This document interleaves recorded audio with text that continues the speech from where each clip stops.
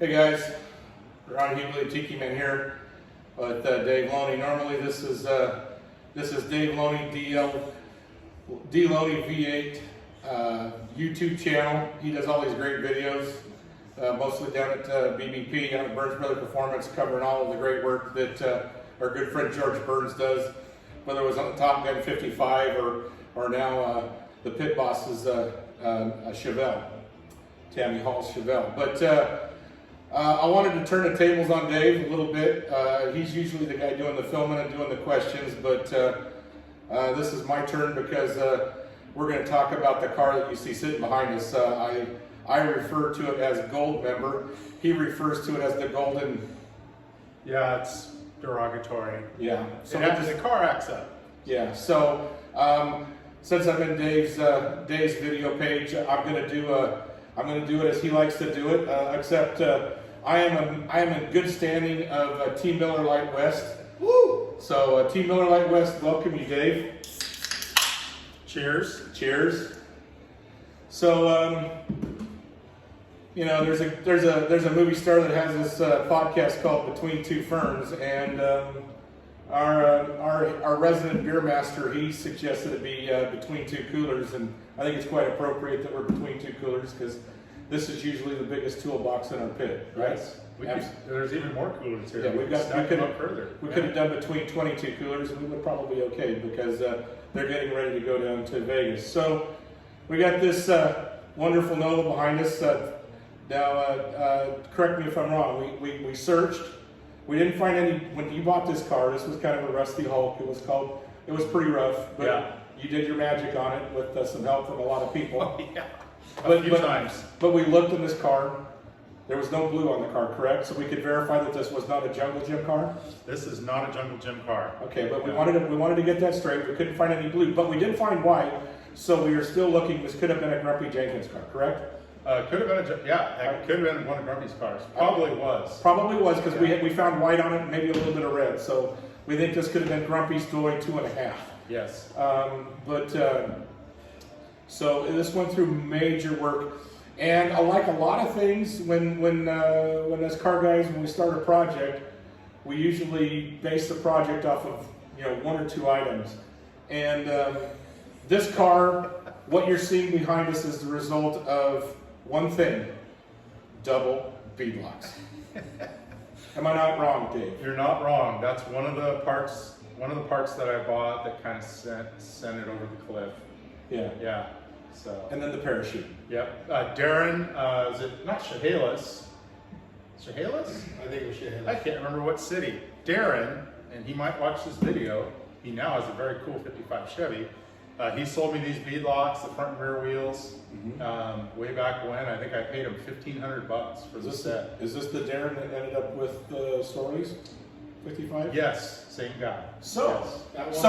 That ties into a bigger thing because this has a not a 283, but a 327 in it that he runs in the unlimited radio class. That's now, right. This has a 940 cubic inch big block Chevrolet with 4 turbos on it.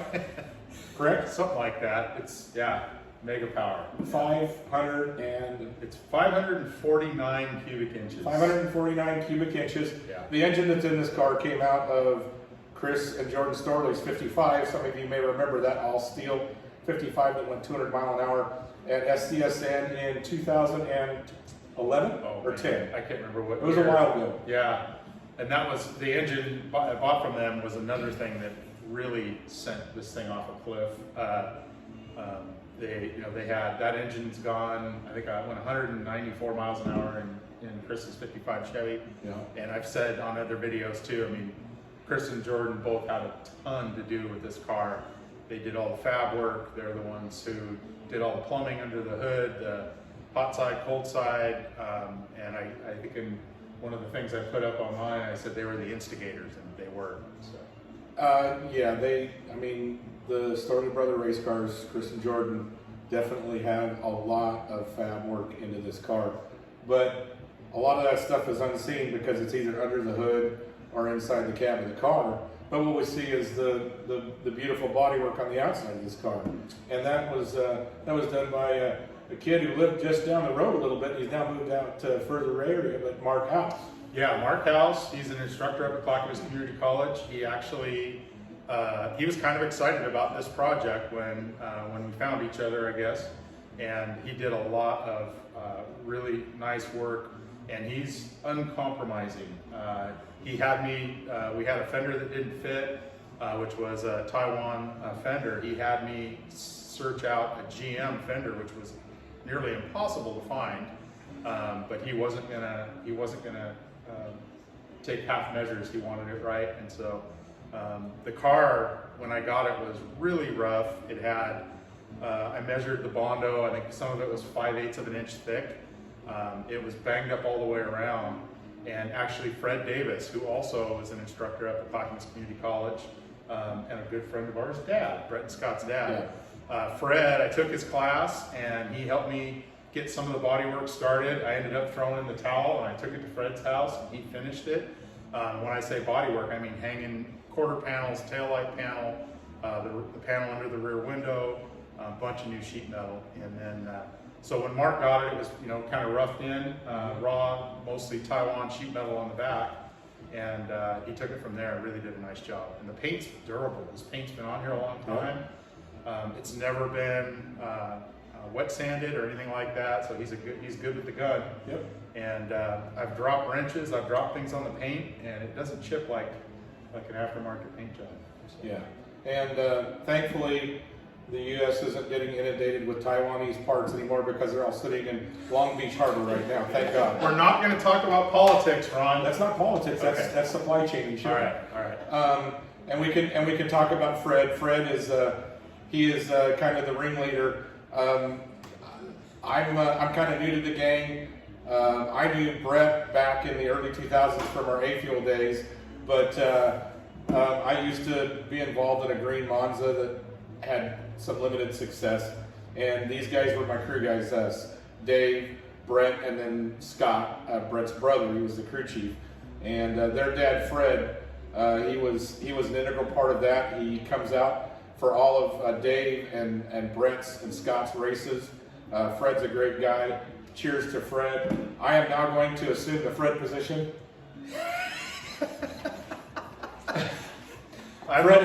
Fred has what we lovingly call a butthole switch. As soon as he sits down, he goes to sleep.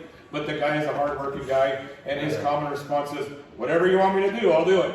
Yeah. So we love Fred, and Fred, you guys, any of you folks that will go down to Bakersfield in March, you'll see Fred when he loves to go to Bakersfield, and Brett's always been a really good son and taking care of that and gotten him down there. Yeah. So we got the car bodywork all done. Mark House was the same guy. If you guys followed Dave on his channel, you saw the work that was done to the Camaro. Mark also did that work on that Camaro. Yes. And so Mark's a real talented kid. Mark had Andrew Danick also helping on the Camaro. Same thing, that car needed every panel replaced. Once again, Mark, very uncompromising. He wanted to work with straight metal, and anyway, yeah, they did a great job on that Camaro too. Okay, enough about the cosmetics. I mean, the car looks good. You don't look good cosmetically. I do look good. So we'll move on to the horsepower. Let's talk about you and your looks. No. Well, wait a second. Here, hang on a second. Oh, you still have hair? A moment for hair? I would be good if I had a hat on. Sorry, I should have done that. So let's talk about horsepower. So it's a 550-inch engine, roughly. You had it up at the dyno. It made 4,600 at the wheel. Is that correct? Yeah. 4,600 horsepower. It's just under 5,000. Yeah. Just under 5,000. So I think we're going to be pretty close on this one. Yeah. We're going up to the Austins. We're going to put it on the hub dyno because we've also got some Tim Robart tubes that go into the turbos. You need to ask Dave when you see him at SCSN what the Tim Robart tubes are. Right. So we're looking for 21 gallon full. Yeah. So peanut gallery here. Yeah, but anyway, so yeah, you did. You went out, took it down to Paola's, down to the dyno, and you pulled some pretty impressive numbers at the rear wheel on this thing. Yeah, not bad.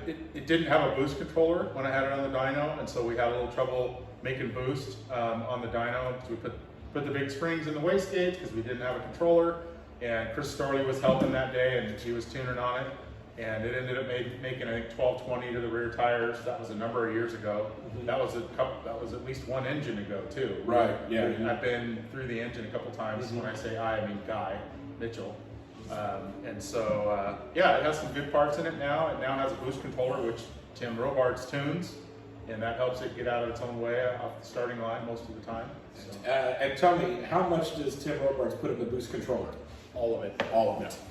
No, That's all it is, all of it. Tim's actually been really respectful and being conservative with it. He would like to give it a lot more, but we've been kind of sneaking up on it. It's killing him, but it's good for him. Yeah, yeah. So you got a real size. You got a is it a Merlin block? No, it's a dart block. It's a dart block Yeah. with some dart heads on it. Yep, dart heads, and both. Like I say, the long block I bought from Chris. Actually, I bought his intake manifold too.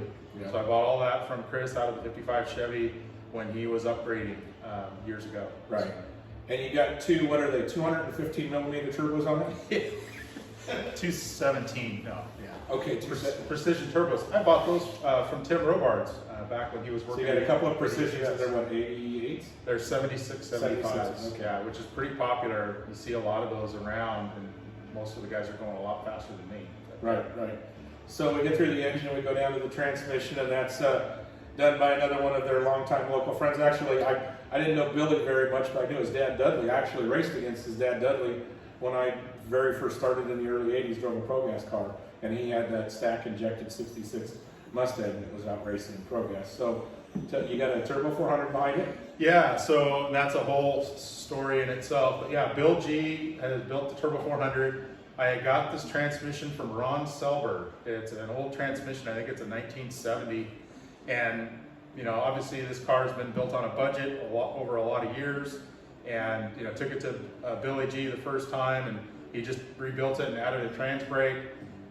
Made a few passes, broke the input shaft, took it back to him, you know, and so it's been evolving. And Billy's had the transmission a bunch of times. He always kind of, you know, he always bounces between what I can afford and what he wants to do. And again, he's a great guy. He's taken really good care of me and helped me a lot. He delivered, I shouldn't say this probably, people will expect it, but he delivered the transmission and he helped me put it in this time, which was totally unexpected. He's always tweaking it. He's always adding, and we've added a few upgrades here and there. It's got all good shafts in it now, and it's got a new drum in it and different things. I don't know anything about transmissions, but anyway, Billy's taken great care of me. He's upgraded it over the years, each time he's gotten it, and hopefully it holds up and, you know, works good. Yeah, well, that's nice that it's a four. Yeah, but still, you're buying my Lenco 3-speed. Yeah. To put in this because you want levers. This Yes. car is not complete without levers. I pretty much just want Larry Larson's car. If I could just buy that. The Cadillac? No, the Nova. The Cadillac's pretty badass. I would take the Cadillac too. The Cadillac's really, I because it's a love- Cadillac. Yeah, I love the Cadillac. I mean, and you could cruise the strip with that. I mean, it fit right into the Cadillac. I don't know about the Cadillac cruising the strip, but the Nova would. Anyway, Yeah, well, yeah. okay. Larry's the man. So we go out back, and it's just the standard 9-inch. It's like that, yeah. Chris Storley built the rear end. I think Jordan was gone at that point or traveling or something. But yeah, Chris took charge and welded up the rear end. It's a Fab 9, 350 gear. We got the third member from Quick Performance. I think Brett bought the same type of setup for his 55, and it's a 40 spline spool. I got the axles actually out of Chris's car too. He had a different rear end in his 55. And got the strange axles from Chris. They're the nice ones, and that all fit in here. And he did that. Well, he did that 10 years ago. Gotcha. So you went down. That's 2008 with your Buick and race Oh, no. SCS. How long ago did you race SCSN? I'm actually wearing a Buick Turbo Thunder T-shirt here. Anyway, yeah. So 2001. Went down to Vegas and we raced our Buicks. Ryan Guy, Dan Powell, Gene Fleury. We had Scott James with us. Had a great time down there. There was a Buick race that they would run every year down in Vegas. And yeah, so I got to race at that track in 2001. It wasn't much of a race. I think I lost first round or whatever, but it was really fun being there. And it's a beautiful track. So we had a great time. Vegas, great track, nice facility. I hate it because it's windy. It's windy all the time, and I'd have to wear my hoodie. and my hoodie would mess up my hair, so that's why I don't go with you guys. It's not a problem. Yeah, you guys. I'm prepared for that. You and Brett, Brett keeps us really nice and high and tight, so it's not much of an issue. And I didn't know we were going to talk about hair on this. It's two guys between. Okay. It's Team Miller Lite between two coolers. All right. Okay. And we're kind of a team. Brett and I have had a lot of discussions. We've even brought in Team Miller Lite East to discuss your ultra habits, and I'm trying to be light. by 1 calorie. 1 calorie, Dave. And what is turbos like? Turbos like low, just like nitro. I'm constantly growing, Ron. I'm evolving. Yeah, I'm growing and evolving too. Yeah. Not in the best way, but I'm still growing and evolving. Right. So speaking of growing and evolving, so you're going back to Vegas. It's been 20 years since you raced in Vegas. Really excited for you. Yeah. But when you come back, we're putting a blown nitro engine in this car, correct? No, you're closer. 21-gallon pump motor. You were closer with the Lenco. Lenco would be Oh, so Yeah. we'll start with Well, you put a Lenco behind a blown nitro engine. fun. Yeah, that would work. Yeah. You think we could get the finance department to approve it? No. Yeah. No. Finance is fed up. Finance is taking a leave of absence. No.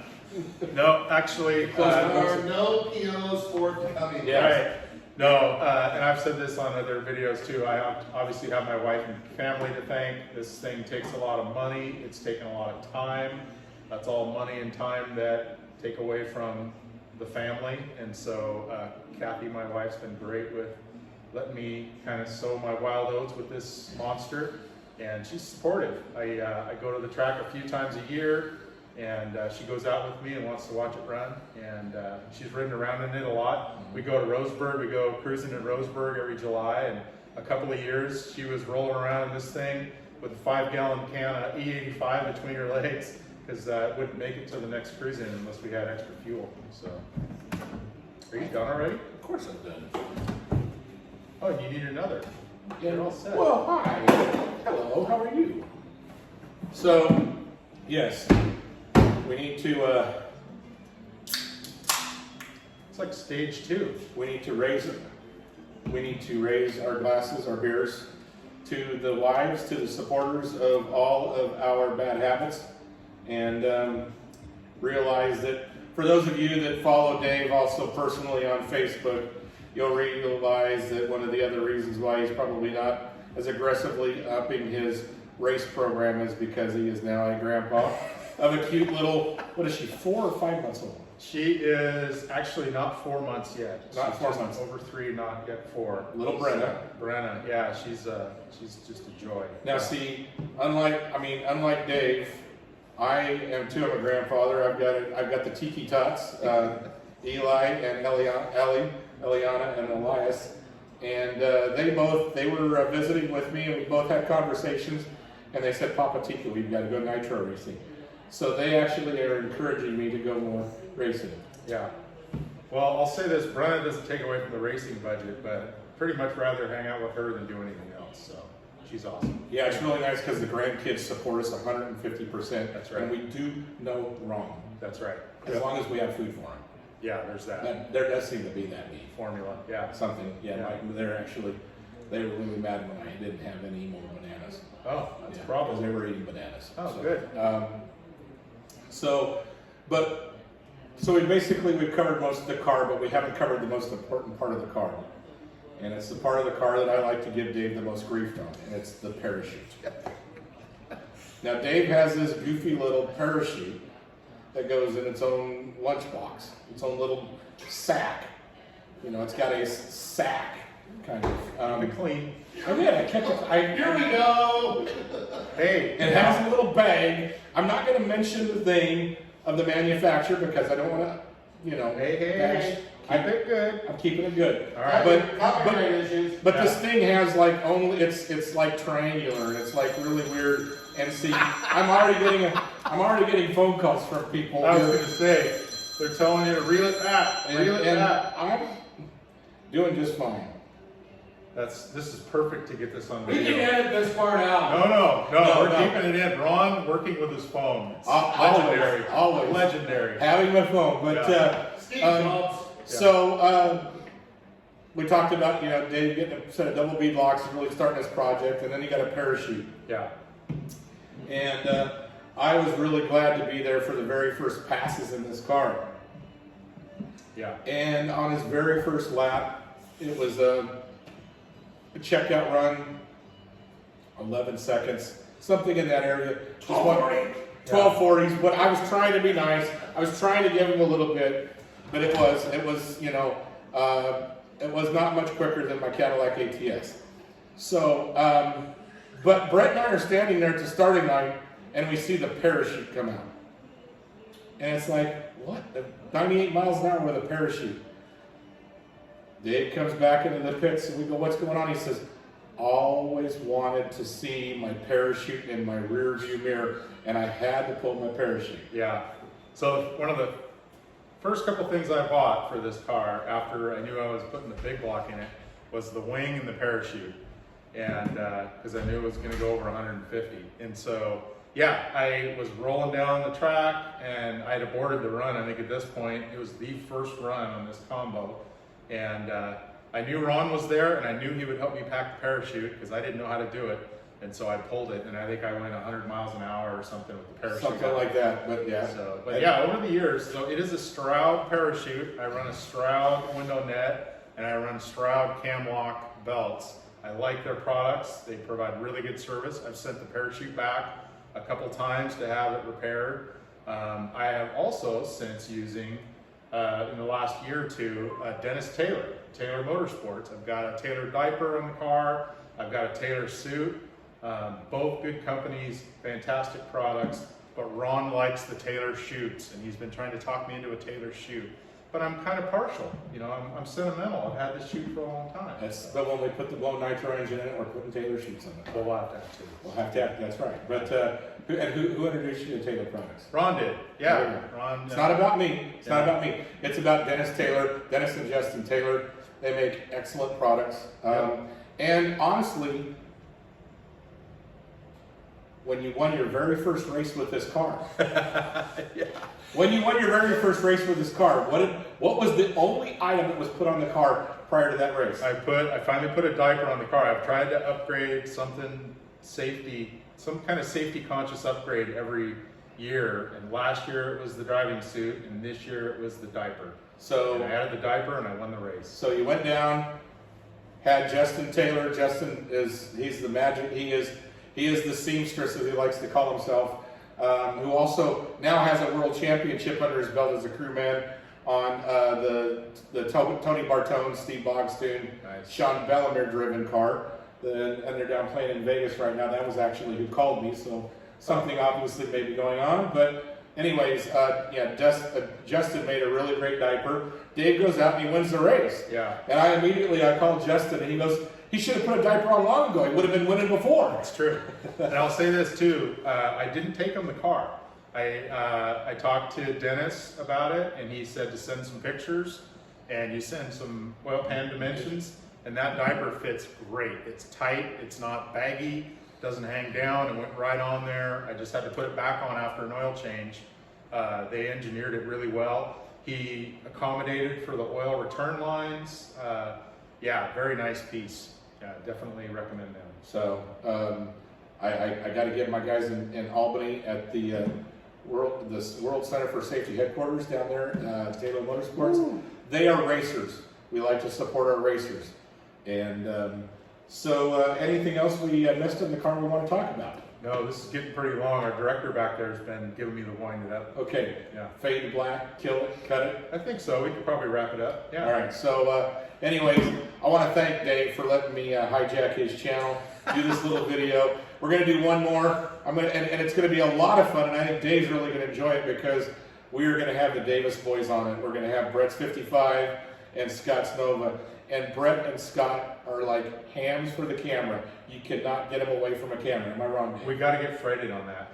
Oh yeah. Well, Fred, he's gonna have to be standing because if he's in the chair, he's gonna be sleeping. Right. Yeah. Well, Fred works hard. He's still. So, anyways, hey, listen. Thanks everybody for your time. Enjoy the video. Make sure you subscribe to the D-Loading VA channel. See, I gave you a plug. Thank you. It's all about you. I It's should not about probably me. rebrand it somehow. I don't know about that name, but yeah, thank you. Yeah. Should we go with your original nickname?